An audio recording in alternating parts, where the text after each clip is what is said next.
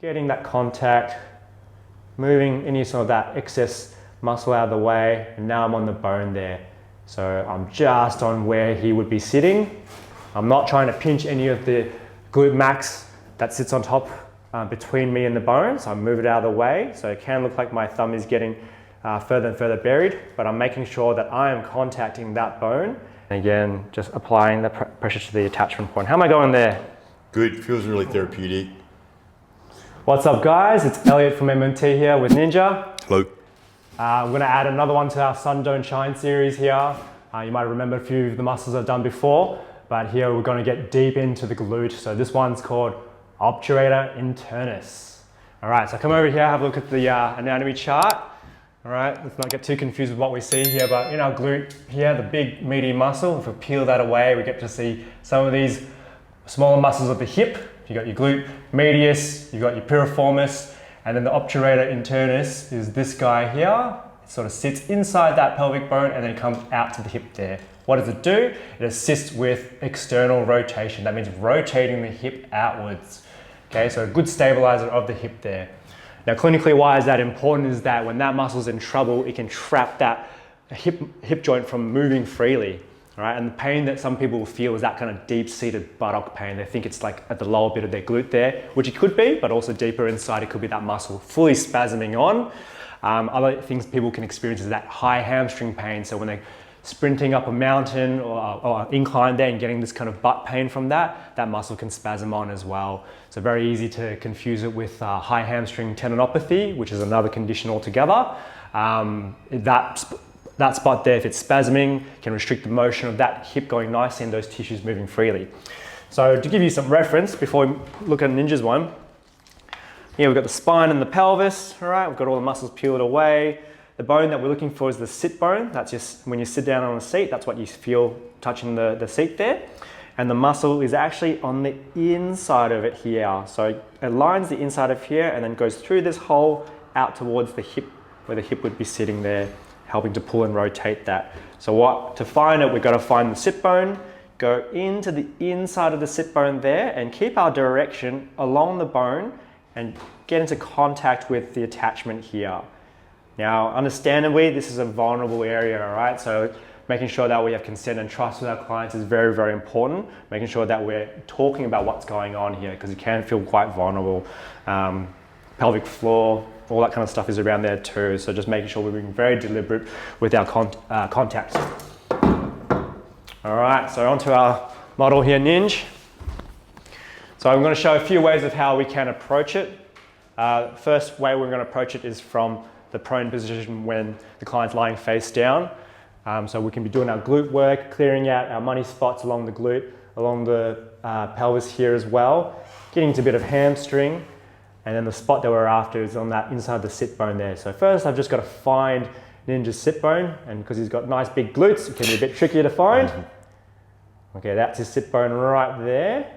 And again, just feeling of the border of the anatomy there, getting that contact, moving any sort of that excess muscle out of the way, and now I'm on the bone there. So I'm just on where he would be sitting. I'm not trying to pinch any of the glute max that sits on top between me and the bone, so I move it out of the way. So it can look like my thumb is getting further and further buried, but I'm making sure that I am contacting that bone. And as I move millimeter by millimeter towards the inside of that bone there, I'm making sure that I keep that contact onto the attachment point of that muscle. Okay, so that's pushing in and out that way. Okay, we don't want to push that way, that's just going to go into some naughty areas. We want to go this way here. Okay, so it's very, very important that we make sure our movements are deliberate and safe. If people have been getting some buttock problems or sciatic type pains as well, just being very, very delicate in this area because things can be pretty lit up. How are we going there, Ninja? Good, very, very therapeutic. Am I on that bone still? Yep, yep. Good. Feels good actually to have worked. And so it does work pretty hard to stabilize the hip along with the other muscles there. But because we get a lot of release work done to our glutes, and some people can mobilize and stretch their glutes quite well, they might miss this spot here. So first time I effectively treated it was with this runner. She was getting some hamstring pain. She was doing all sorts of rehab for the high hamstring, but whenever she was sitting, she'd get quite an aggravation, which is quite common when you have a hamstring tendinopathy. So I did work through the hamstrings there, and things were starting to improve, but whenever we tried a hamstring stretch, it still kind of pull and tug in that area, and I thought, okay, something else is not quite clear there. And so I had to dive a bit deeper and work with her as to feeling where that was. And it was good to have the client also guide me. She said, yep, you're close to it, you can go a bit closer in and turn the corner.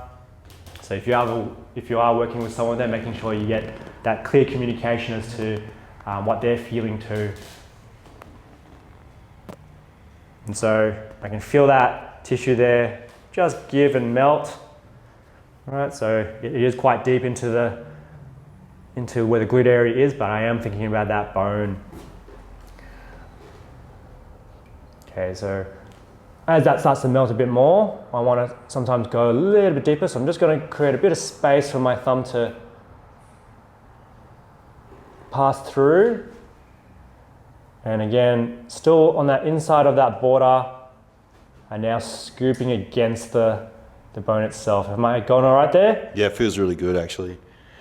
Doesn't feel too invasive either. It might look like it is, but it's yeah, it just feels like one of my moving the muscles that move my body, you know. So it's really important. And so just pinning it and holding it, waiting for it to give. This is a good position to get the client to really feel that pressure and relax into it as well. Getting that tension to let go. And then just encouraging it to get some length back, breathe a bit of movement into it. And then of course with everything just sinking out nice and slow, so the body has a chance to reorganize it. Okay, so that's how we can approach it from the prone position, but we can also approach it from the supine or lying on the back position. So get an inch to flip over. Give you a pillow here. Now this one's a little bit funny, but once you get the hang of it, it's pretty good. Oh, that'll work, yep, good. Now where was this leg, wasn't it, that we were on? You did the other leg before. No, we can stick with this one. This one's fine. Can we get a good angle on this? Maybe the light's better. Slide's not dead on that one.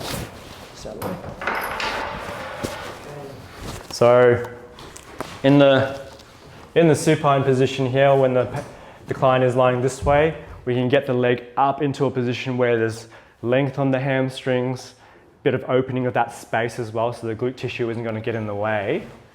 And so what I like to do is, yeah, that's it. Give you a bit of a wedgie. Get some good exposure to that area there, is get the client's leg up into this position here, so there's a bit of length there, making sure we're not exacerbating any sort of irritable tissue that's here. So if it's uncomfortable for the client there, we can always lower the leg down or bring it down this way to provide a bit of slack. But as best as we can, we just want to clear as much space to access that spot. And just like before, finding where that sit bone is, which is right here. Okay, that's where his sit bone is there. Using my thumb, again, being very controlled with my pressure. Feeling the ridge of that sit bone, and then just keeping that pressure on, going inside that sit bone and then pulling back out that way. So I can also use the control I've got with Ninja's leg here to reposition that region so I can get more access. And again, just applying the pressure to the attachment point. How am I going there? Good, feels really therapeutic. So taking your time to really position that thumb in the good spot there. Just obviously it's not the most efficient position for my hand to be in, so I don't want to like crank my hand too much. And so that could mean that I just shift my body weight in a different way to make sure I can still comfortably access that spot, keep the pressure on.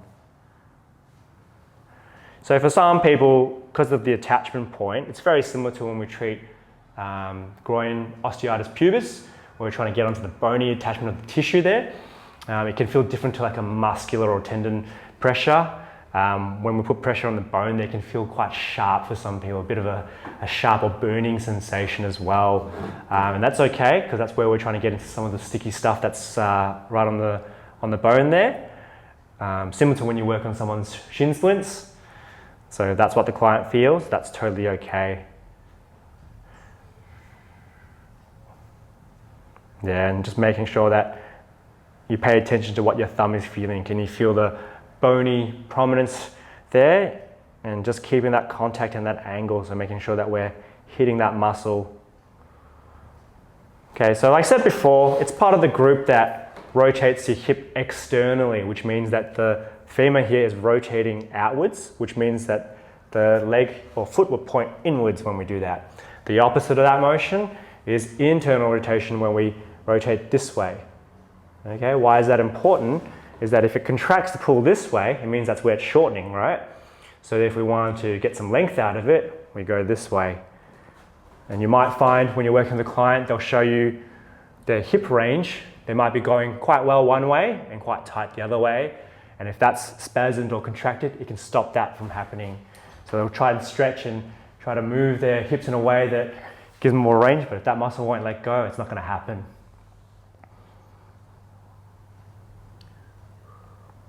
Good.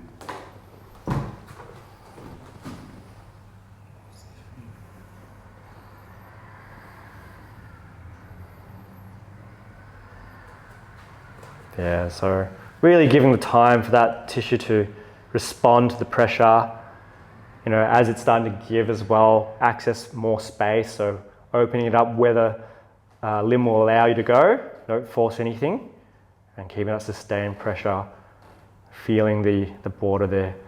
So what's interesting when we do these sorts of treatments is not just holding things and praying for the best, it's really tuning into what their body is doing, what they're responding to. Is there guarding, is there apprehension?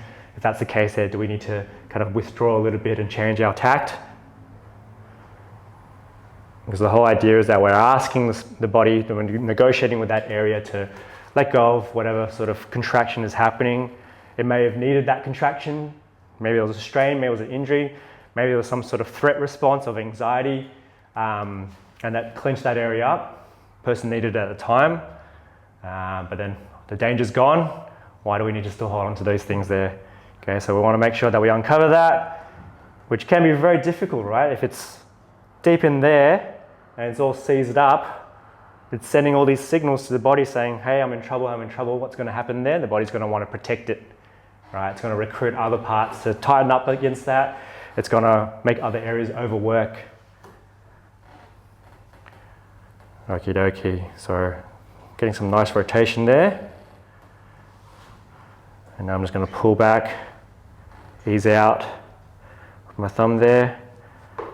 Let that tissue organize itself and just make sure that the rotation is doing okay. So this is some nice rotation there. It's a nice spongy end feel, which means that it's translating pretty good. It's not blocking or hitting a point. Same with going the other way as well. So nice, good rotation happening through there. I'm happy with that. And then lastly, just want to show you how you can get into yourself if you feel like that's some spot you want to explore and you've been feeling a bit of butt ache in that area there. Get the old pole out, some broom handle. You know, some things can just be fixed with a stick.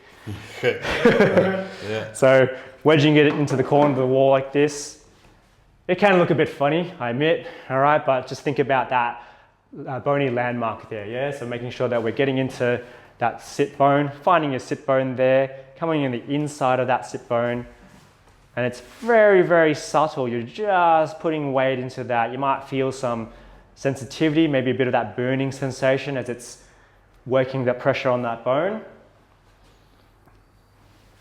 And just keeping the weight on the other leg as well, so that way it's not contracting that muscle too much.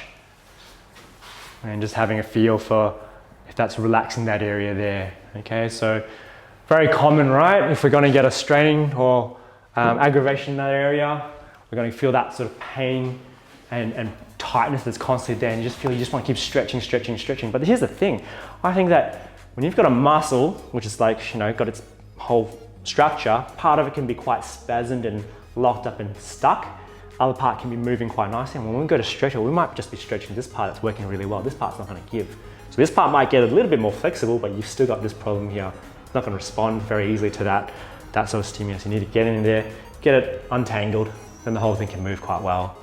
Okay, so the outcome we're looking for is to see if, do we move a bit more freely without having to stretch? Then we know we've done a good job there. So yeah, have a look up of obturator internus, have a look at what that muscle does.